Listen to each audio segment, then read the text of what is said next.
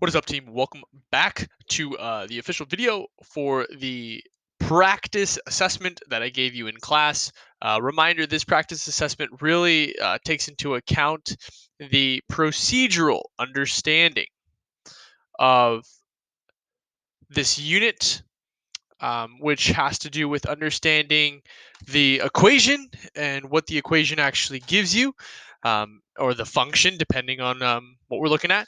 And then ultimately, how do we actually graph that? So the procedural components of it. Okay, so here in this problem, we have some sort of issue with there's an engineer that designs a Ferris wheel, so that way the height in feet, that's important to know, and I'm not sure why my cursor is really thick there. We have some sort of height in feet of a rider above the ground in t seconds after the rider passes the 3 o'clock position. Given by the equation, we're going to be using h equals, and let me actually type this. It may come out a little bit nicer.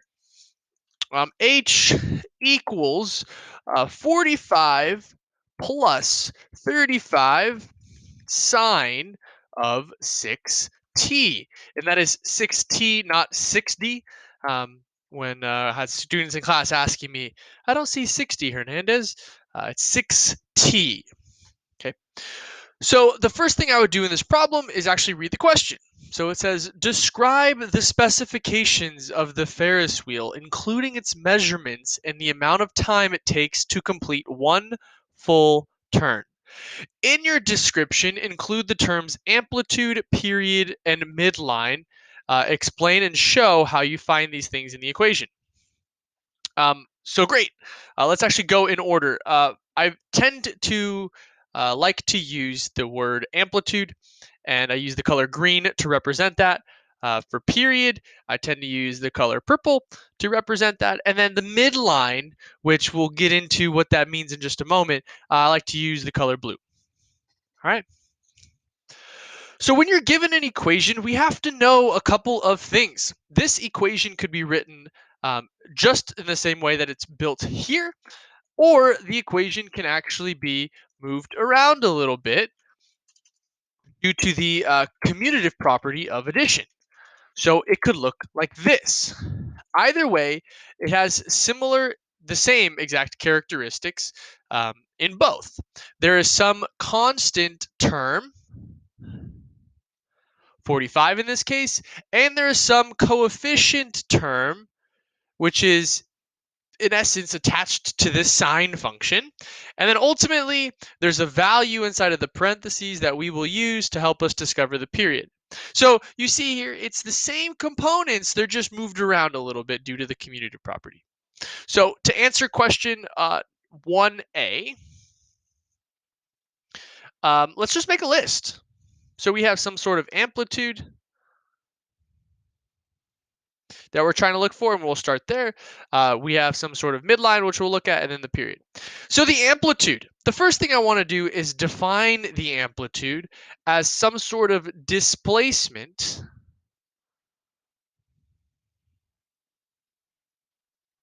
from the midline.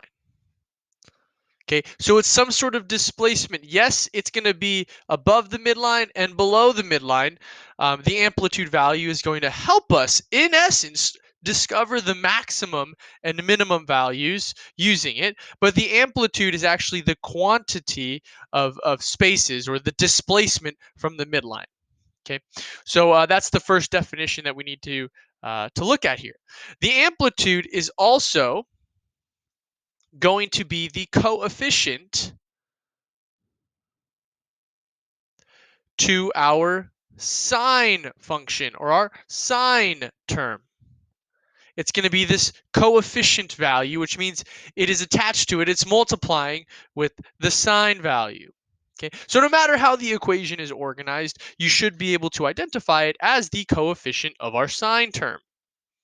Okay, now in this case, the amplitude that we have here is going to be a value of 35. 35. Now, we are going to be using this 35 value in a specific way, and we'll show you how that is in a second. It's actually a positive 35. Okay. The next thing that I want to talk about, we're going to skip over the period really quick. We're going to talk about, in this problem, they refer to it only as the midline, but the midline term is also going to have some other words that we can use to define it. So it could be called the midline. It could be called the vertical shift. It could be called the starting value, which you can use to, in essence, find the starting point, 0 comma whatever this value is.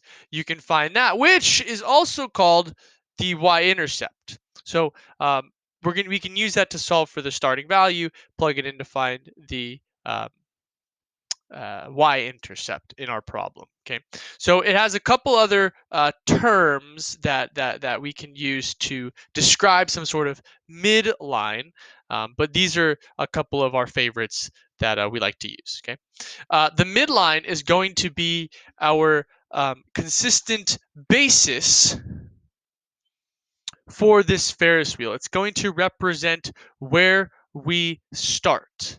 Okay, so this represents some sort of starting position for whatever we're looking at. Now, for the sine function, or if you're doing a cosine function, there's always going to be some sort of starting position. And in this case, it's going to be the starting position for the sine graph. Okay. It's a little bit different for cosine. We'll talk about that in a little bit. But the midline is going to be essentially in the middle of the graph, and we need to discover it using specifically the constant term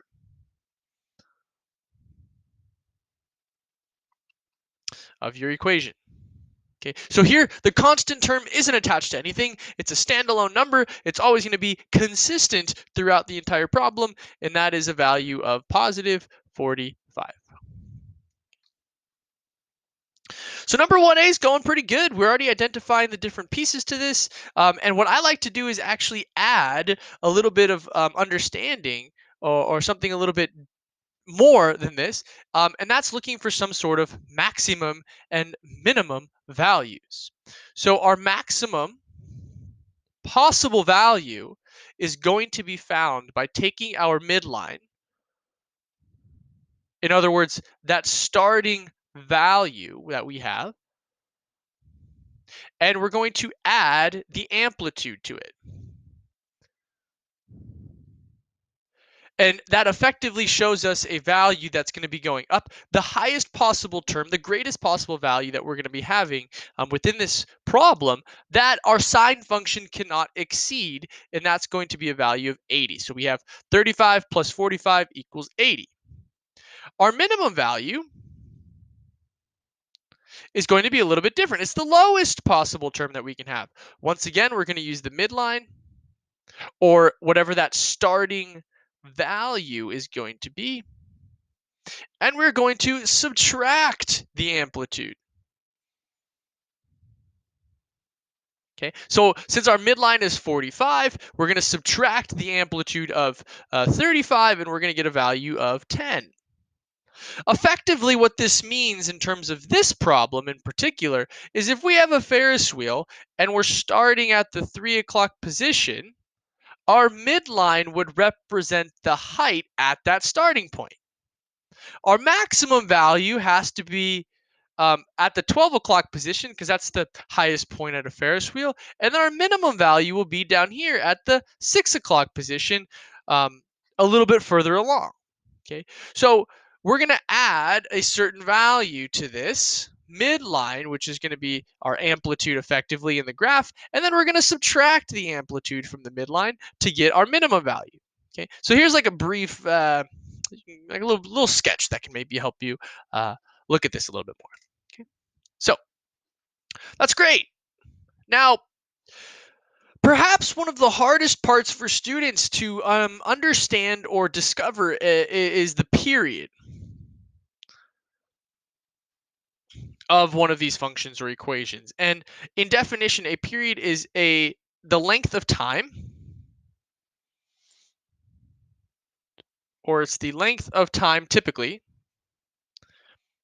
or when this equation, or when I guess this Ferris wheel whoops, length of time to complete one cycle. To complete one cycle. Okay, in other words, that's one rotation.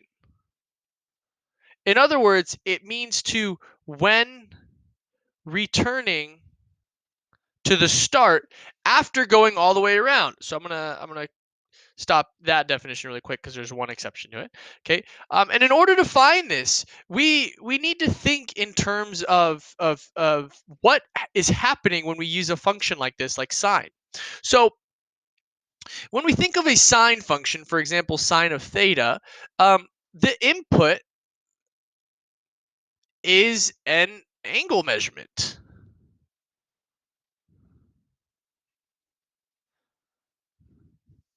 It's an angle measurement. In fact, sine, cosine, tangent typically, or when we first started learning it, helps us identify the ratio of the sides of a right triangle. Now, there's no triangles here on this Ferris wheel, and we talked about how we can derive that. But in this case, we need to consider, because the input is an angle measurement, and we're looking for the period in terms of angles, and for example, one cycle or one circle, there's 360 degrees to complete a full rotation of the circle. So whatever our period needs to be, effectively that's telling us that it's representing a full 360-degree rotation of some sort. And we're completing the circle.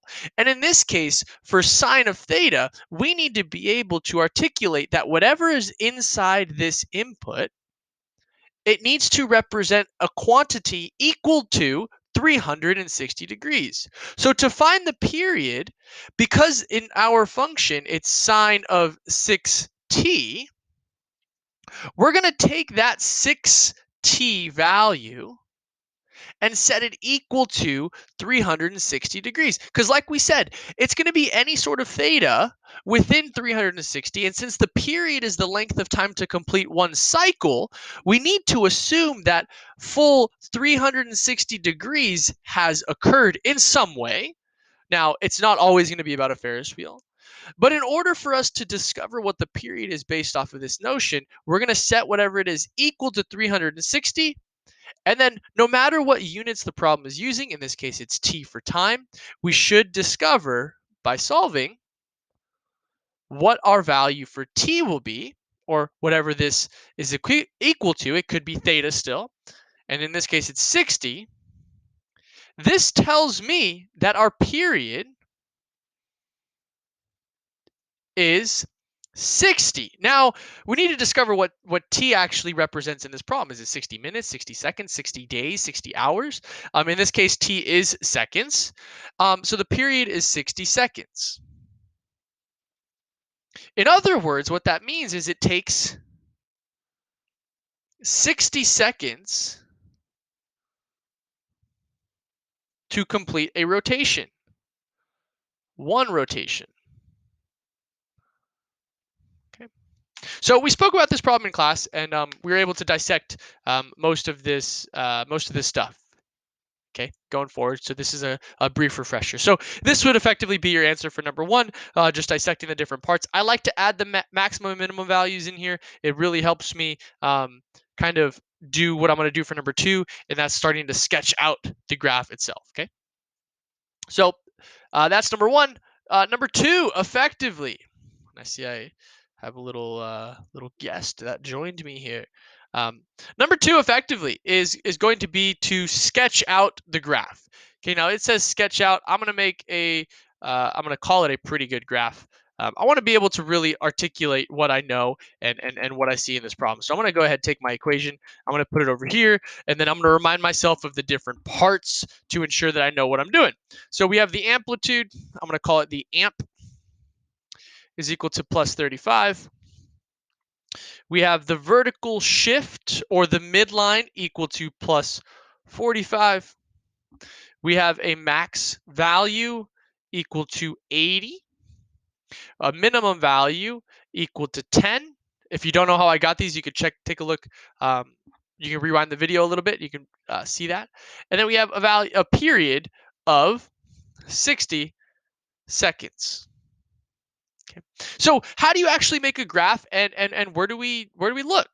Well, what I like to do is I like to first kind of see the playing field that I'm working with.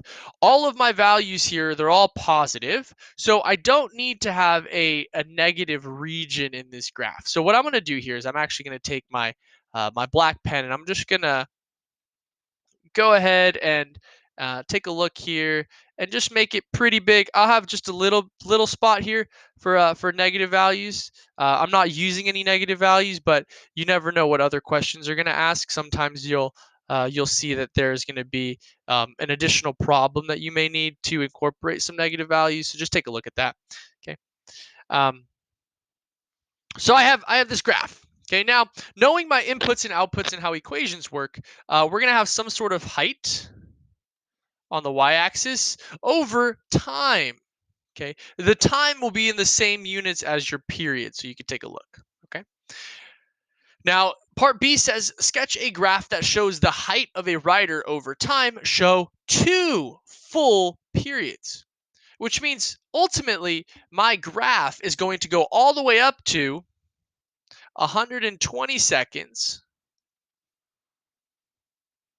for 2 periods. So let's scale my axes to help us out. The biggest tip that I have is when scaling your x-axis, one of the best things that I had a professor tell me back in school was divide the period by 4 and use that to help you graph. So in this case, when I take 60 and I divide it by 4, I end up with 15. Now I'll show you why you're going to need that in just a second. So let's just go ahead and see if we can sketch this out a little bit. And actually, let's see if I can go a little bit farther. I'll go every 3 blocks or every 3 squares is going to be another value. Okay, so I'm going to have 15, 30, 45, 60, 75, 90, 105. Uh-oh. And then I'm just going to add a little block over here just to represent 120. Okay, so I'll extend this out just a little bit more to represent 120. It was almost big enough here. 120. All right. So the first thing we're going to do, you may have guessed it, you may remember from class, is we're going to use the vertical shift, the midline, or whatever that starting value is to get us going. But we need to scale the next axes as well. Now you may see that we're going to go all the way up to 80. So that will be our maximum value, and our minimum value will be 10. So we don't need to go beyond those. We can if we want. But here, let's see what we get. We got 1, 2, 3, 4, 5, 6. We may need to go by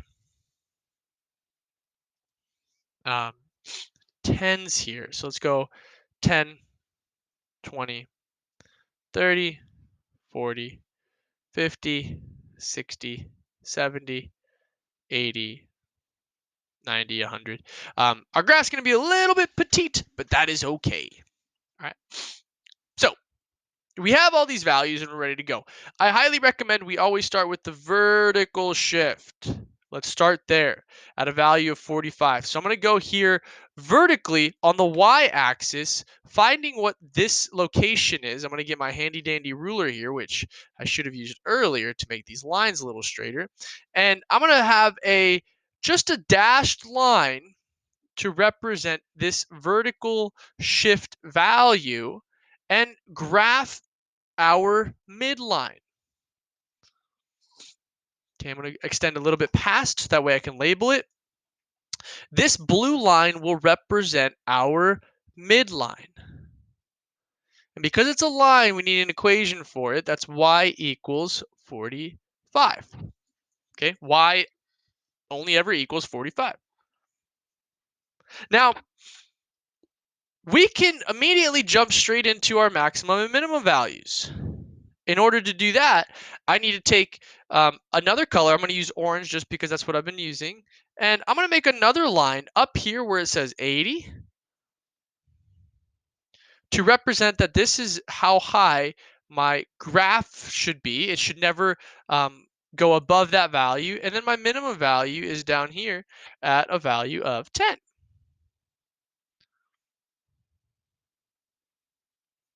Oops. And I'm going to go a little bit past so that way I can label these a little bit. Okay, so this is my max line, my maximum. I'm going to call it a line. It doesn't need to be a line, but our max value is going to be 80. Our minimum value is going to be 10. And we're ready to graph. Now, you may be asking, Hernandez, what about the amplitude? Well, the amplitude effectively was the distance in between the midline and the min line, and the midline and the max line. Now, because of this, we don't need to draw the amplitude yet. I'll show you where that's represented once the graph is done.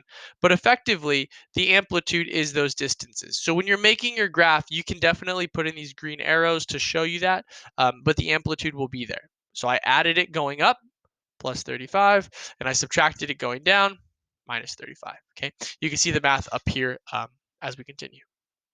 All right, now what I like to do is I like to go ahead and mark down where my period actually ends. So because I'm going over 2 full periods, it's always nice to know where the first one's going to end, and that's going to be right here at the 60 seconds mark. Okay, so this is seconds down here. Okay, so this is where it's going to end over here, and then my second period will end all the way over here at the 120 mark. All right. Now, the hardest part about this is actually knowing how to graph it.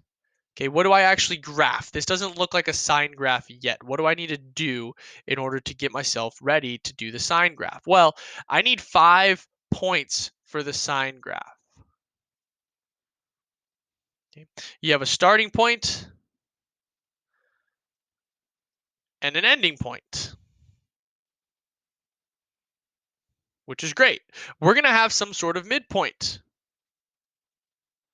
Okay, and then you may have guessed it, we need a max point and a minimum point. Now, let's go back to this piece here.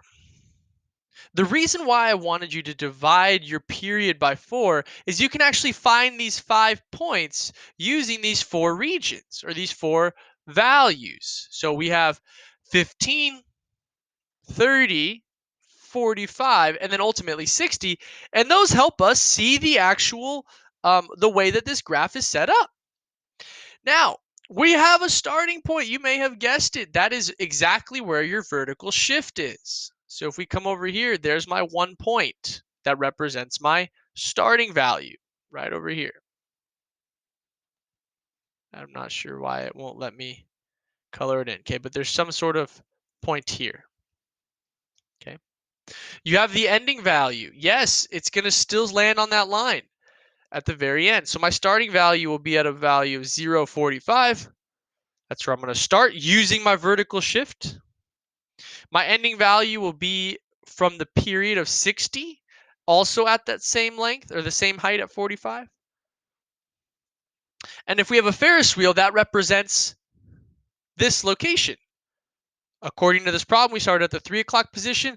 I start at a time of 0 seconds. And then it takes me 60 seconds to come back to this time. Well, after 15 seconds, I will be at our maximum point at the 12 o'clock position. So I can come over here, do my 12 o'clock point, and then 15 more seconds, I'm going to come down to the 9 o'clock position to my midpoint.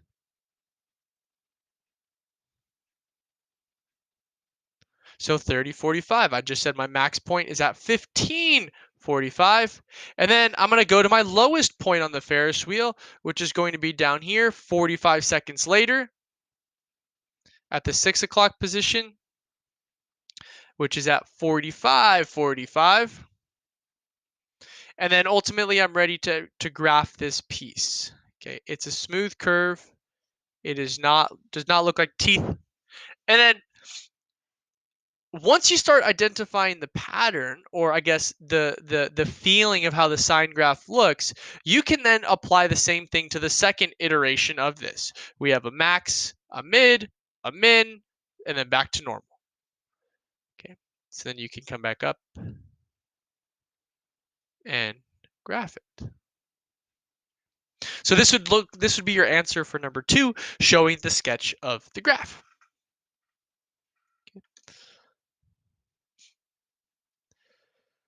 Be sure to watch the next video looking at how you do number 2.